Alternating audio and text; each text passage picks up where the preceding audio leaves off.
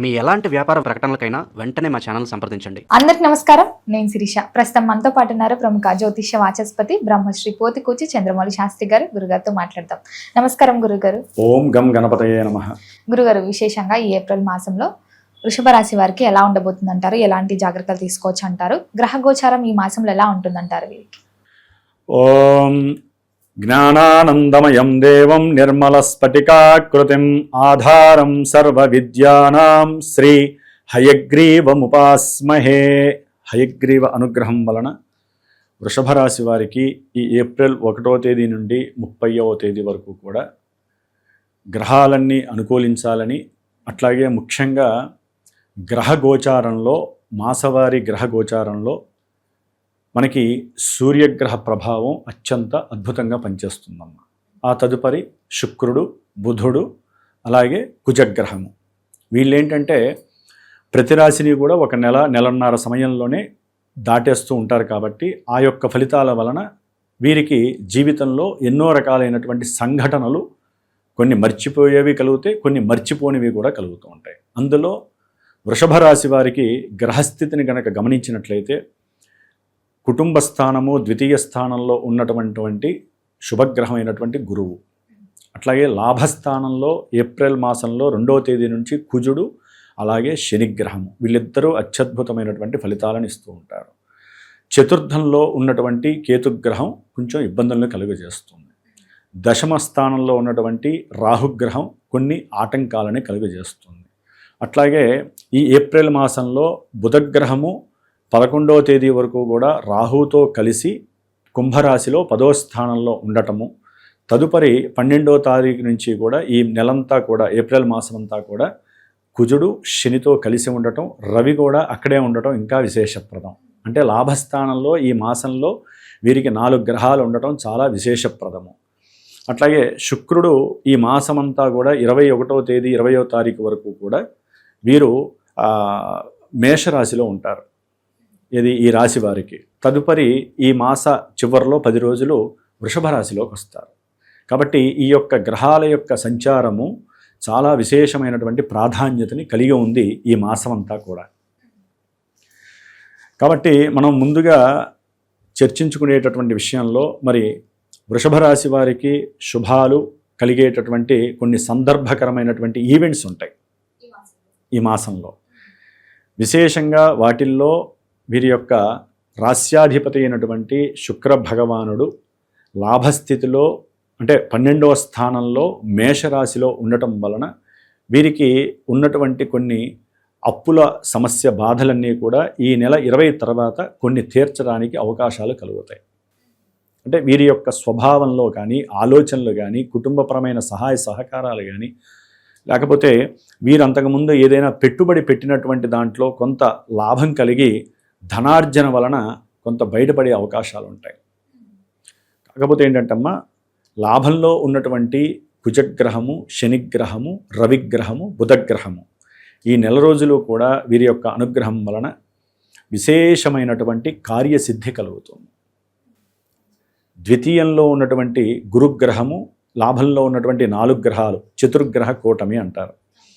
వీటి వలన వృషభ రాశి వారికి ఉన్నతమైనటువంటి ధైర్యము, వారు తీసుకునేటటువంటి కొన్ని నిర్ణయాలు, అట్లాగే వీరికి ఉన్నటువంటి ఆత్మవిశ్వాసము, ముఖ్యంగా ఆలస్యం అవుతున్నటువంటి ప్రతి పనిని కూడా కుజగ్రహము ముందుండి తోస్తూ ఉంటుంది ఆ రాశిలో ఉండి. దానివలన చక్కగా విపరీతమైనటువంటి లాభస్థితులు ఈ వృషభ రాశి వారికి అత్యంత యోగదాయకంగా ఉన్నాయని మనం చెప్పుకో. మరి విశేషంగా ఈ మాసంలో కుటుంబ వాతావరణం ఎలా ఉంటుందంటారు? ఎలాంటి జాగ్రత్తలు తీసుకోవచ్చు అంటారు?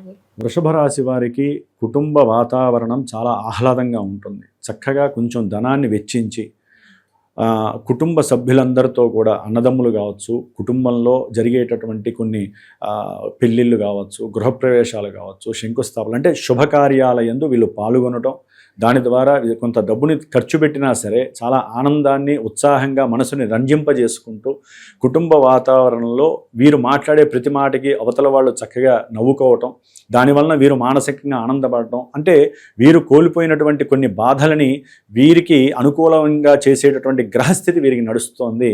చాలా ఆనందదాయకమైనటువంటి కుటుంబ ఆహ్లాదము, కుటుంబపరమైనటువంటి కీర్తి, కుటుంబంలో బంధువుల్లో ఇతనికి ఉన్నటువంటి స్ట్రాటజీని, అట్లాగే వీరిని పొగిడే వాళ్ళు ఎక్కువ అవుతారు. ఇది వృషభ రాశి వారికి ఈ నెలలో చాలా ఆమోదయోగ్యకరమైనటువంటి కాలం. ఏది తలుచుకుంటే అది చక్కటి ధనాన్ని తెచ్చిపెడుతుంది. వీరు కొంత డబ్బుని సహాయం చేస్తే అంతకంత 10 రెట్లు వీరికి లభించేటటువంటి పరిస్థితి కలుగుతుంది.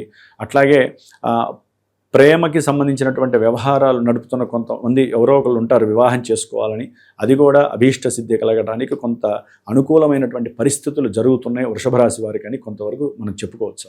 మరి వివాహ యోగం ఉందంటారా ఈ మాసంలో? ఎవరైతే వివాహాల ప్రయత్నాలు చేస్తున్నారో వారికి? వృషభ రాశి వారికి గురుగ్రహము ఎప్పుడైతే ద్వితీయ స్థానంలో ఉండి లాభస్థానంలో 4 గ్రహాలు అత్యంత శ్రేయోదాయకంగా ఉన్నాయో దాని వలనే వారికి కనుక జన్మజాతకంలో ఈ 7వ భావానికి అంటే వివాహ భావానికి సంబంధించినటువంటి శుక్రుడు కానీ దశలు అంతర్దశలు కానీ అనుకూలంగా ఉన్నాయి అనుకోండమ్మా, చక్కగా అంతకుముందు పెళ్లి చేసుకుందాం అనుకొని ఎవరైతే వస్తారో వాళ్ళందరూ వెనక్కి వెళ్ళిపోయిన వాళ్ళు మళ్ళీ ఫోన్లు చేయటము, లేకపోతే వీరు మనసు సహకరించక నాకు ఇప్పట్లో పెళ్లి వద్దు అనుకున్న వాళ్ళు పెళ్లికి ముందుకు రావటము, ఇలాంటి ఎన్నో వైవిధ్యకరమైనటువంటి సంఘటనలు ఇంట్లో తృప్తికరంగా జరిగి వివాహం జరగటానికి అత్యంత అనుకూలమైనటువంటి మాసంగా మనం చెప్పుకోవచ్చు. మరి ముఖ్యంగా విద్యార్థులకు ఎలా ఉంటుందంటారు ఈ మాసంలో?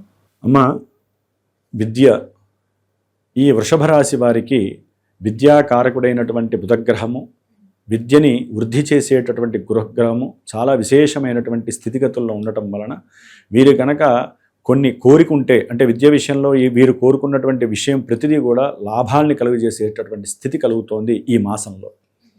అట్లాగే విద్యపరంగా ఏదైనా విదేశీయాన ప్రయాణం చేయాలనుకున్నా కూడా దానికి సంబంధించిన ఎగ్జామ్స్ రాయాలనుకున్నా వీరికి ఎవరో ఒకరు మోటివేషన్ చేయటం ద్వారా, ముఖ్యంగా తండ్రి యొక్క సహాయ సహకారాలు, ఆయన యొక్క మోటివేషను వీరిని అత్యద్భుతమైనటువంటి స్థితిలోకి తీసుకెళ్లే అవకాశాలు ఉంటాయి. అయితే ఇక్కడ ఒక చిన్న రిమార్క్ ఏంటంటే, విద్యార్థులకి చతుర్థ స్థానంలో ఉన్నటువంటి కేతుగ్రహం వలన విద్యార్థులకి విద్యా ఆటంకాలు, విద్య యందు అభీష్టం ఉంటుంది, తండ్రి గారి యొక్క సహకారం ఉంటుంది, వీరు ఏదో సాధించాలి, కొత్త కొత్త విషయాల యందు కోరికలు కలుగుతాయి.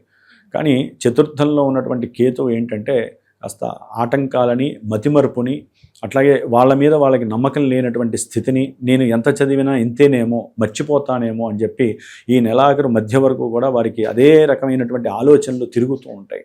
దానివల్ల కోరికలను కొంతమంది విద్యలో నశింపజేసుకుంటారు. ఇక జరగదు, నేను చదువుకోలేనని. కానీ అక్కడే వారు పొరపాటు పడుతున్నారు. ఈ కేతుగ్రహ స్థితిని గనక వాళ్ళు అధిగమించగలిగితే ఒక్క గణపతి ద్వారా ఈ నెలల్లా కూడా వీరు గణపతి యొక్క అష్టోత్తరాన్ని గరికతో గనక అర్చన చేయగలిగితే అసలు వీరికి తిరుగు ఉండదమ్మా. ఏ గ్రహం అయితే మనల్ని ఇబ్బంది పడుతుందో ఆ గ్రహానికి శాంతి చేసుకోవాలి. అంటే కేతుగ్రహ స్తోత్రం ఉంటుంది. ఫలాశ పుష్ప శంకాశం తారకా గ్రహమస్తకం రౌద్రం రౌద్రాత్మకం ఘోరం తం కేతుం ప్రణమామ్యహం.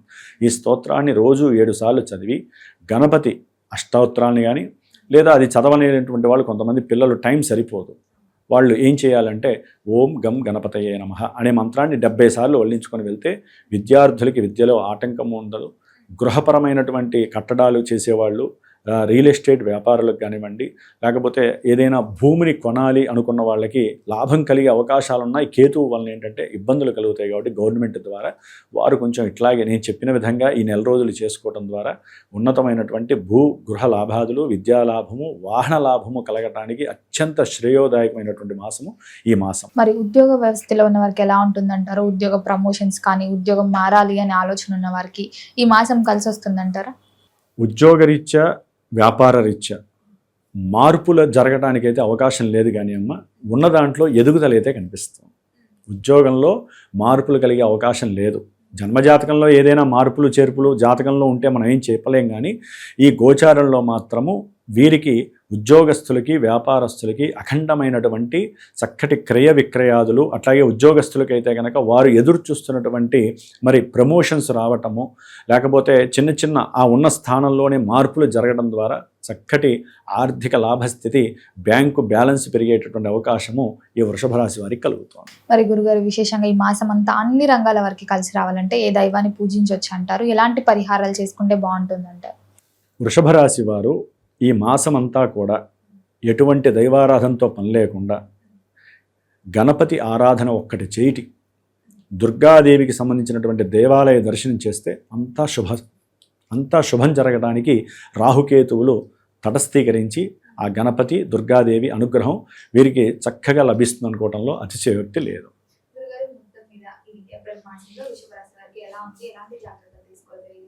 ధన్యవాదాలు. ఓం శ్రీమాత్రే నమః.